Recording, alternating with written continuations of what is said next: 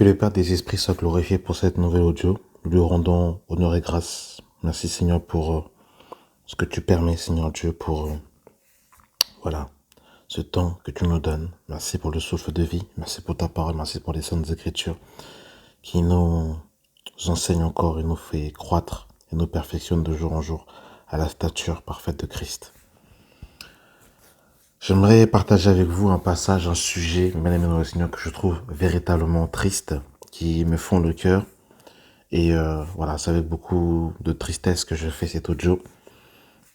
J'aimerais qu'on puisse lire un premier passage et par la suite aborder, et bien aimé dans le Seigneur, voilà ce sujet que le Seigneur va nous permettre de pouvoir aborder par la grâce de Dieu. Nous allons lire Jacques chapitre 5, le verset 16, qui nous dit « Confessez donc vos péchés les uns les autres et priez les uns pour les autres afin que vous soyez guéris. » Confessez vos péchés les uns les autres et priez les uns pour les autres afin que vous soyez guéris. Mais bien aimé dans le Seigneur, ce verset qui paraît simple, qui paraît évident, est un verset aujourd'hui qui est très difficile de mettre en pratique.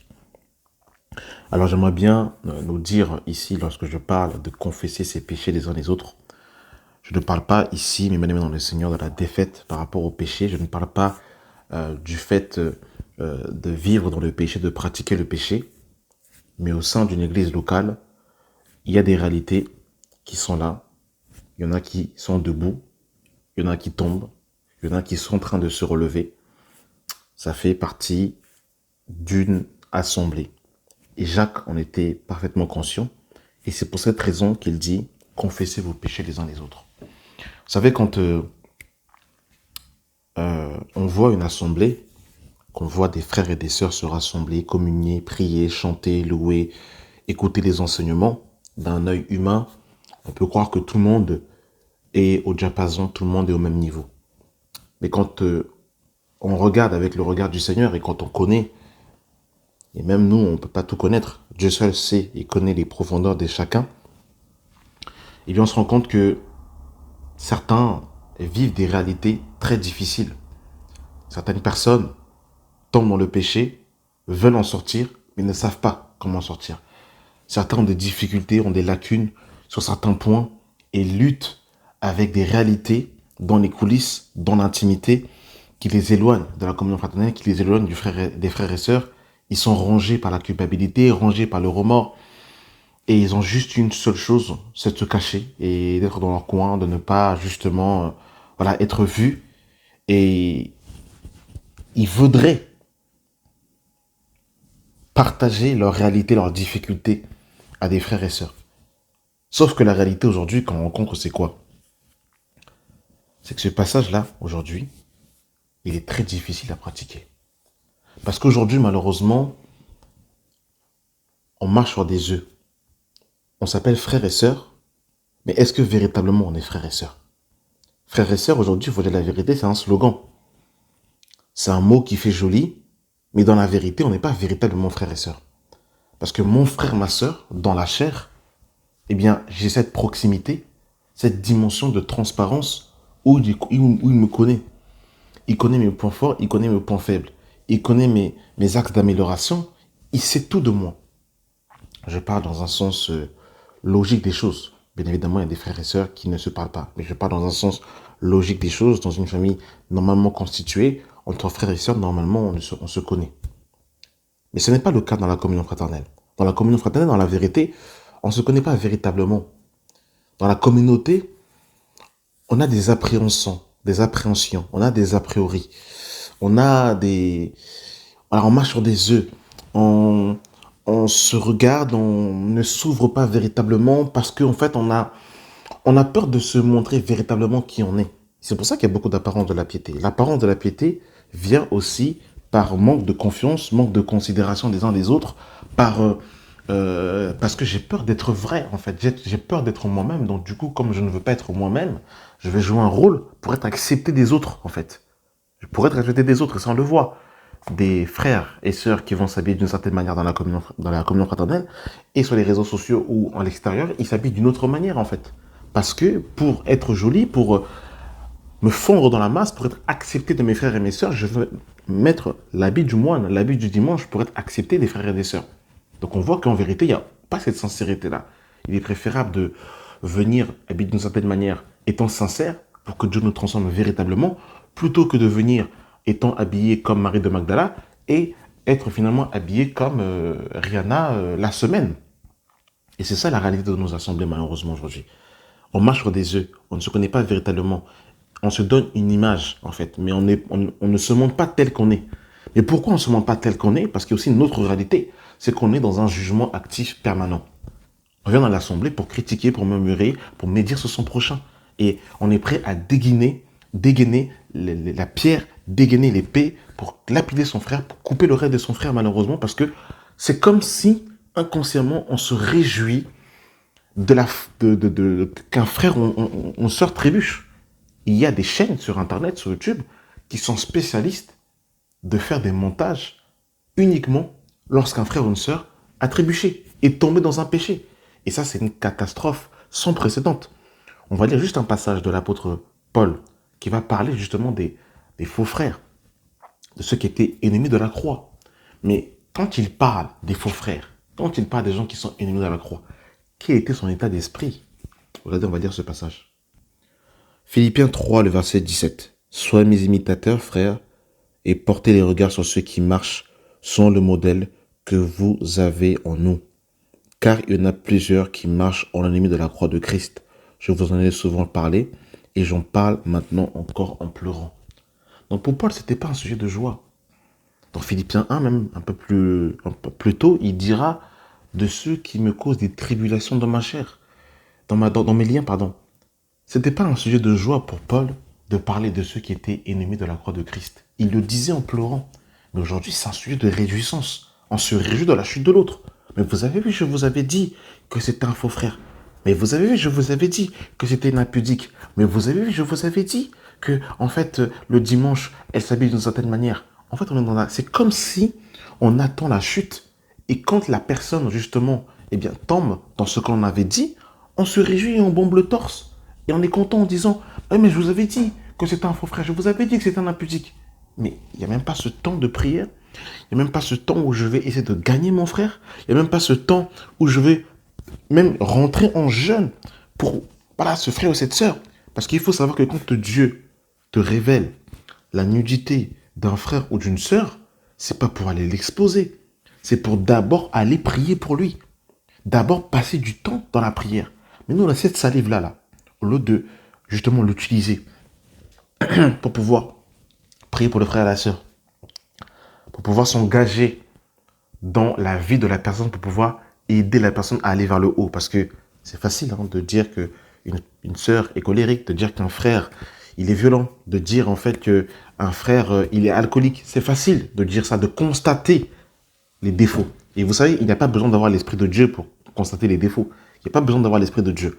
Mais par contre, l'Esprit de Dieu nous donne cette capacité de pouvoir être à côté des personnes et d'être justement cette aide pour pouvoir justement aider la personne à aller vers le haut.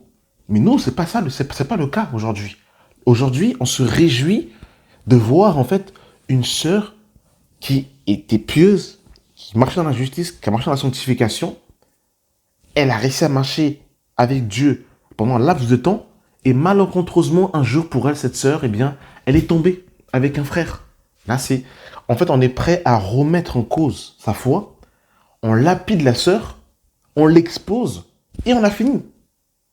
Alors, je ne dis pas ici que exposer une personne parce que la personne, en fait, s'est méconduite n'est pas biblique. C'est pas ça. Mais c'est l'état d'esprit que je dénonce. L'état d'esprit, en fait, qui n'est que dans la dénonciation, qui n'est que de pointer du doigt dans ce qui est mal, qui n'est que dans appuyer là où ça fait mal et de ne même pas encourager là où il y a le bien. Et là, tout cet état d'esprit, mes bien-aimés dans le Seigneur, pousse les gens à l'apparence de la piété, pousse les gens à l'hypocrisie, pousse les gens au mensonge. Et quand les gens vivent des réalités, parce que c'est ça le vrai problème, c'est que dans la réalité, dans les coulisses, beaucoup de frères et sœurs, parfois, vivent des réalités.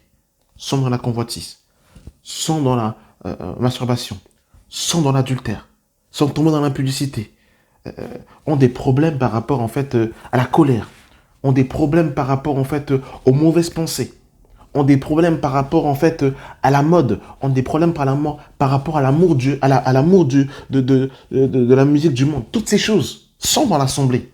Parce qu'il y a des péchés visibles et des péchés invisibles cachés que seul Dieu connaît. Mais comme on doit montrer cette belle image, et ça, vraiment, je vous assure que Dieu aussi m'a vraiment interpellé par rapport à ça.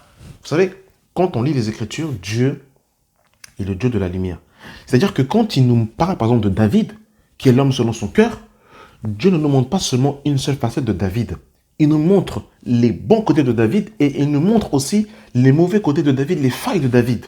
Quand David est tombé avec Bathsheba, la Bible ne nous a pas caché. Quand David a fait le dénombrement, la Bible ne nous a pas caché. Dieu nous présente David tel qu'il est, avec ses bons et ses mauvais côtés. Comme les églises. Dieu n'a pas honte de montrer, comprenez mon langage, les imperfections de l'assemblée.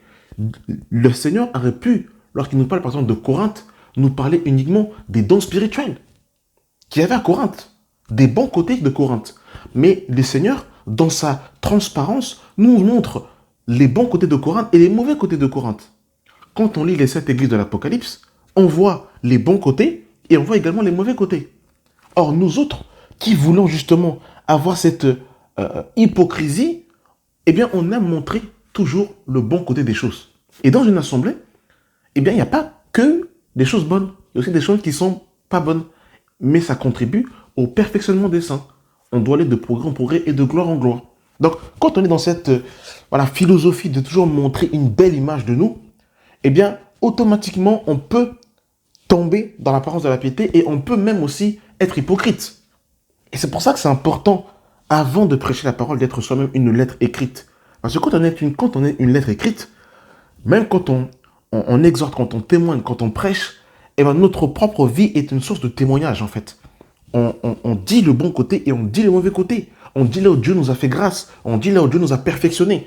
Mais de montrer toujours une image lisse, une image droite de nous, comme si finalement Dieu n'avait rien fait dans nos vies, c'est le mensonge. Parce que ce n'est pas la vérité. Et quand on regarde les Écritures, quand on regarde à l'image de David, comme je vous ai expliqué, David qui est l'homme selon le cœur de Dieu, le Seigneur a montré toutes les facettes de David. Ses bons penchants et ses mauvais penchants. Pareil pour Salomon. Ses bons penchants et ses mauvais penchants. Et Dieu, la Bible, a fait de même pour tous les personnages de la Bible. Il n'y a pas un seul personnage dans la Bible où le Seigneur a montré un côté de lui juste pour l'embellir, en fait.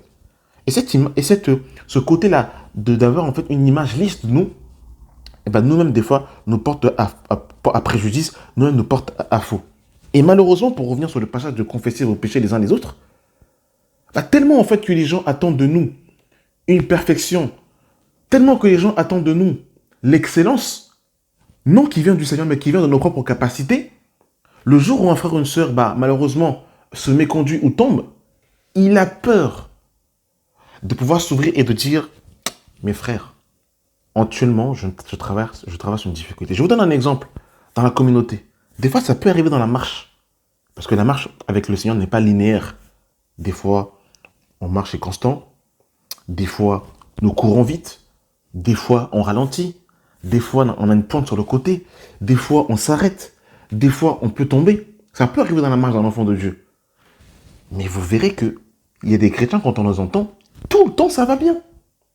Alors si ça va bien, gloire à Dieu. On ne va pas non plus chercher des moments où ça ne va pas bien. On ne va pas non plus dire, je ne vais pas dire que ça ne va pas bien alors que ça va bien. Je ne vais pas chercher non plus des choses qui ne vont pas bien. Mais par moments, c'est parce qu'on veut montrer une image.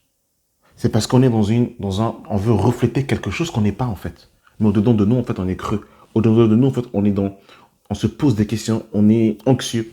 Mais vous verrez qu'on ne peut pas s'ouvrir à tout le monde. Et ça, c'est dommage. Parce qu'en fait, c'est comme si avec les frères et les sœurs, on doit comme jouer un rôle. On doit comme, à lui, si je lui dis ça, il va me détruire. Et c'est ça le problème majeur, mes bien-aimés dans le Seigneur. Ce qui me rend triste dans ce passage, quand David me dit « Confessez vos péchés les uns les autres ». Des frères ont été sincères, ils sont tombés dans un péché. Ils ont eu des difficultés par rapport à certains points. Ils sont partis se livrer, ils sont partis se confier à des frères et sœurs. Et au lieu que ces frères et sœurs les encouragent, ces personnes, qu'est-ce qu'elles font? Elles entendent l'information, elles l'entendent, elles prient avec la personne, mais qu'est-ce que la personne va faire après? Elle va les répéter chez un autre frère. Et quand la personne va répéter son autre frère, le pire, c'est que quand la personne va les répéter, elle ne va même pas retranscrire dans l'intégralité, elle va couper une partie. Vous savez, c'est un peu comme les interviews. Des fois, en fait, on va interviewer une personne, on va prendre en fait un mot que la personne a dit et on va la sortir hors du contexte. C'est-à-dire, en fait, on va la sortir même, on va même supprimer la question qui a été posée. On va juste prendre la réponse, on va l'écrire en gras et ça va faire les gros titres, juste pour faire le buzz, en fait. Et quand on comprend, en fait, et quand on regarde tout l'interview, on regarde même, en fait, la question que le journaliste a posée, en fait, on a l'intégralité on comprend la question et on veut même comprendre aussi le sens dans lequel le journaliste a posé la question. En fait, on a l'intégralité de la chose, en fait.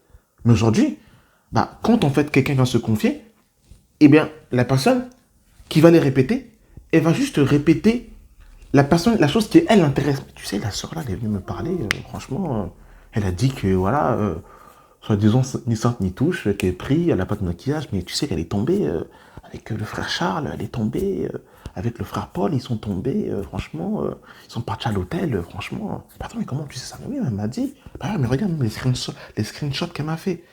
Et là, en fait, on est en train de détruire. Et ça, je vous dis, mais dans l'église, il y a tellement de choses comme ça. Combien de prophéties dans les assemblées n'y a-t-il pas? Sur la base de la médisance. C'est-à-dire qu'il y a des gens, ils ont des informations, ils entendent des ragots à gauche et à droite, ils connaissent en fait les coulisses des uns des autres, et après ils font des prédications dessus. Et après ils font des exhortations dessus. Après ils font des prophéties dessus. Après ils vont dire Dieu m'a dit. Mais non, en fait Dieu ne t'a rien dit. Tu as juste entendu les ragots et tu n'as même pas entendu la partie adverse. C'est-à-dire que tu as une seule version, tu n'as même pas l'autre version, et tu te constitues une vérité qui n'est même pas complète, et tu te définis en fait une vérité que tu définis, et tu vas aller après exhorter, témoigner que Dieu nous vienne en aide. C'est ça qu'on insiste aujourd'hui dans nos assemblées. C'est pour ça que beaucoup de nos assemblées en fait sont froides, parce qu'en fait il n'y a même pas la chaleur de l'amour. On ne peut pas se confier les uns les autres. Donc en fait un frère qui est tombé dans un péché, il ne peut même pas aller le confesser. Parce que s'il va le confesser à un frère ou une sœur, quelles seront les retombées? C'est-à-dire que des fois, le frère lui-même, en fait, ou la sœur qui est tombée, est déjà dans un état de culpabilité, elle est déjà dans un état de faiblesse, elle est déjà abattue, elle veut limite même fuir la communion fraternelle. Parce que quand on tombe dans le péché, eh bien, on a cette culpabilité, ce remords, on se dit, mais comment j'ai pu faire ça? Seigneur, mais comment j'ai pu faire ça? Mais c'est pas possible, surtout quand on est utilisé par Dieu. On se dit, mais comment j'ai pu faire ça? On rentre dans un état de culpabilité. Alors, si des frères et sœurs viennent encore vous enfoncer, vous tuer, mais ça peut vous sortir de la foi.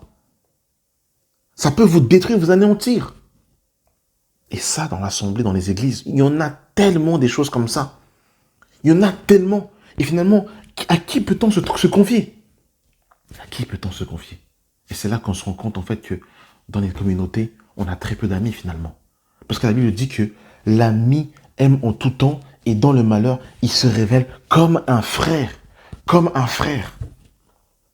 Mais est-ce qu'aujourd'hui, mon frère, ma soeur, moi je te pose la question, toi qui entends cet audio, si demain il t'arrive un problème, je ne suis pas ici en train de provoquer et de vouloir que quelqu'un tombe dans le péché.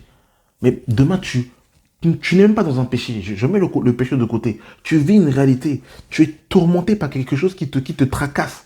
Quelque chose d'assez épineux. Est-ce que tu auras cette aisance à prendre ton téléphone et appeler tout le monde? Non, tu ne peux pas le faire. Parce que tout le monde n'a pas ce cœur disposé pour pouvoir te donner des bons conseils, pour pouvoir t'encourager et pour pouvoir garder le secret afin de prier ensemble. Un peu comme David et Jonathan. Jonathan a gardé ce secret par rapport justement à la cachette de David. Parce que son père voulait tuer David. Et Jonathan savait... et Jonathan a donné un conseil à David pour pouvoir fuir. En lui disant, mets-toi dans tel endroit, je vais jeter l'arc, tu vas faire comme ci, tu vas faire comme ça, tu vas faire comme ça. Et à telle heure de la journée, tu partiras dans cette direction. Ils ont gardé un secret. Mais imaginez-vous que Jonathan, maintenant, Jonathan, eh bien, voilà, soit un traître et mette en porte-à-faux ce qu'il avait dit à David. Saül aurait tué David par l'infidélité et le non-respect du secret qu'ils ont eu ensemble. David aurait pu justement, en fait, voilà. Pareil, les soldats qui étaient autour de David, quand on voulait tuer David, quand Saül le traquait, quand Absalom, son fils, le traquait pour pouvoir tuer David, Mais les gens qui étaient autour de David étaient aussi sa famille, dans le sens où ils gardaient le secret, où il y avait en fait cette complémentarité. Est-ce qu'aujourd'hui, vraiment, on peut avoir cette ceinture?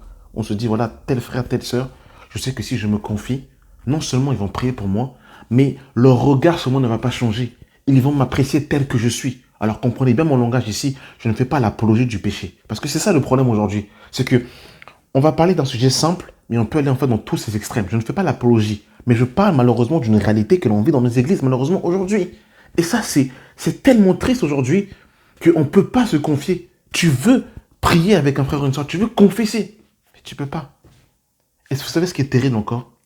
C'est que des fois, nos collègues de travail connaissent plus notre intimité que les frères et les sœurs dans la communauté.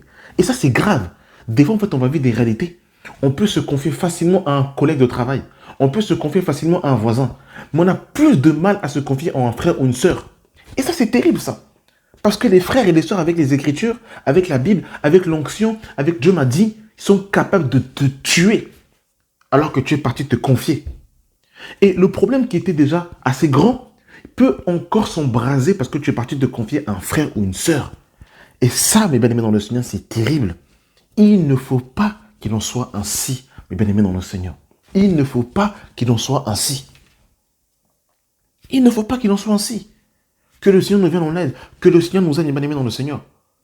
Et ça, ce qui manque malheureusement, c'est déjà la sincérité. Il y a un manque cruel de sincérité dans les communautés. Dans nos garde-robes, notre garde-robe, elle est divisée en deux. Si ta garde-robe est divisée en deux, ça montre que tu n'es pas sincère avec toi-même. Parce que normalement, en fait, ta garde-robe, les vêtements que tu portes la semaine et les vêtements que tu portes dans la communauté doivent être pareils. Si ta garde-robe est scindée en deux, ça révèle déjà que toi-même, tu n'es pas sincère déjà. Il y a un manque de sincérité déjà en toi-même. Tu n'es même pas vraiment avec toi-même. Parce que vous savez, mentir aux autres, c'est pas bon. Mais se mentir à soi-même, c'est encore pire.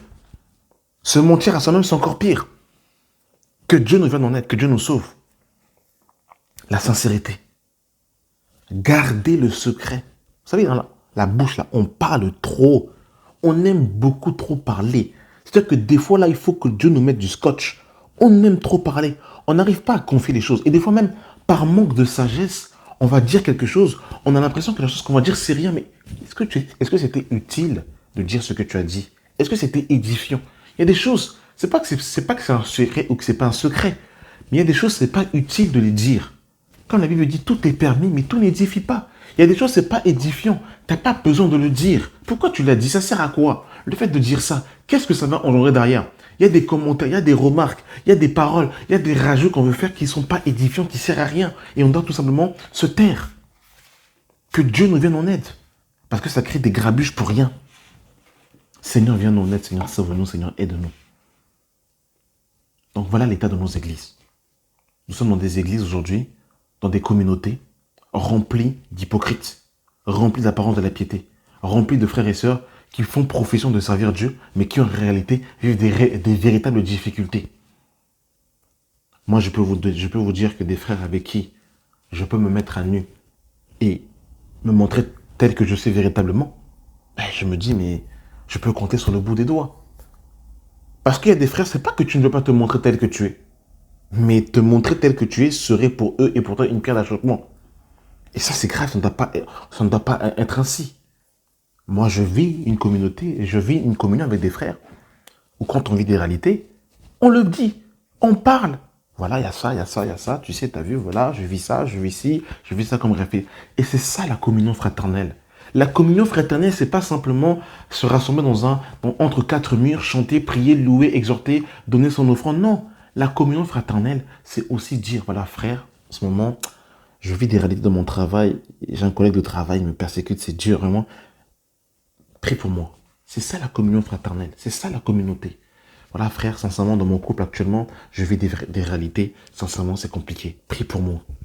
Je ne dis pas d'aller le dire à tout le monde, c'est pas ça la pensée.